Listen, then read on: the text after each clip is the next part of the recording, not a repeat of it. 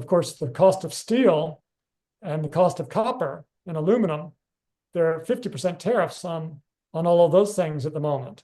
And so this is going to be the second round effect, where you get higher weight, leading to a wage push inflation spiral.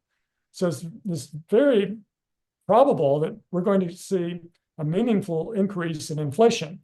The inflation rate, CPI, Consumer Price Index, was 2.4% last month, which or May, I should say, which was fairly close to the Fed's 2% target. But then in June, it moved up to 2.7%. It's likely to keep moving up into the threes and probably into the 4% range. And the Fed's duty, its mandate, its official mandate from Congress, is to hold down the inflation rate and also try to maximize employment at the same time. So if the inflation starts moving up to 3-4%, the Fed's definitely going to increase interest rates rather than cutting interest rates. Right now, the federal funds rate is around 4.3%. And President Trump very badly wants the Fed to cut that as much as possible and as soon as possible.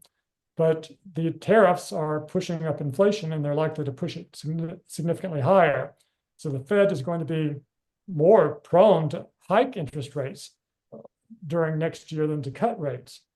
This is going to lead to a very interesting situation, because President Trump tends to get what President Trump wants to get, it seems to me. And what he wants to get is lower interest rates. So the Fed chairman, Jerome Powell, his term doesn't expire until, as Fed chairman, doesn't expire until May next year.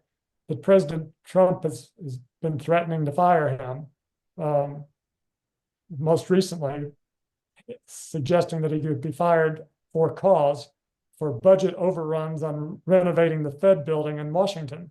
Right. But so it looks like we're moving toward a showdown between President Trump and the Fed.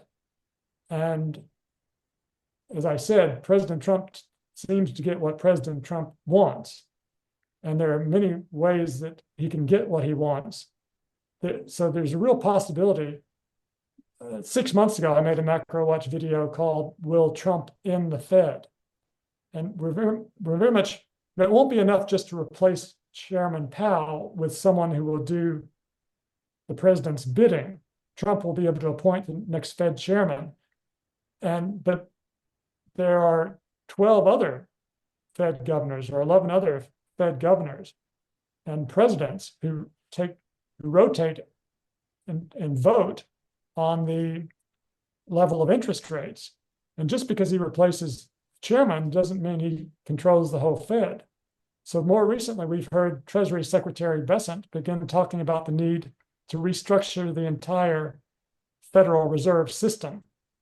So we may see some really, really aggressive moves by the Trump administration that ends up effectively recreating the Fed or removing it altogether.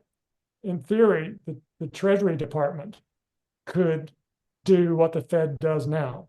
You know, the Fed wasn't created until 1913. Right. Before that, the Treasury Department created the money and did all of the things effectively that the Fed does now. We could revert back to a world, if push comes to shove, where the Treasury Department takes over as the issuer of money. And what do you see as do you see as the downside to that? I mean, it seems to me one of the challenges with the Fed is it's controlled by the big banks. It's owned by the big banks, and so you could say that the big banks really control a lot of the monetary policy. So what do you see as the downside to the Treasury taking it over?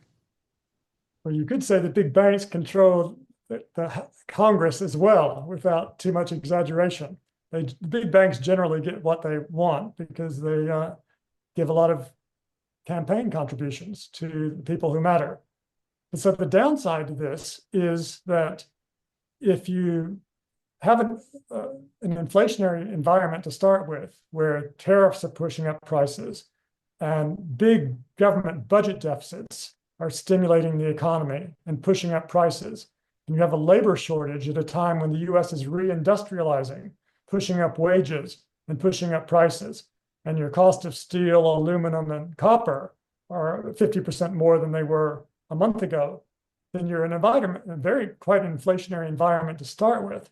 If you then, so even if the Trump administration completely takes over monetary policy, they could cut the federal funds rate, the interest rate that the Fed controls. They could cut that as much as they wanted. And that would provide a lot of additional stimulus, but that additional stimulus would create even more inflation.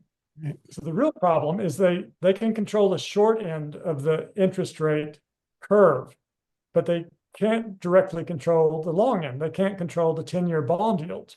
No one's going to want to own a 10-year government bond that yields 4% if the inflation rate is 5%.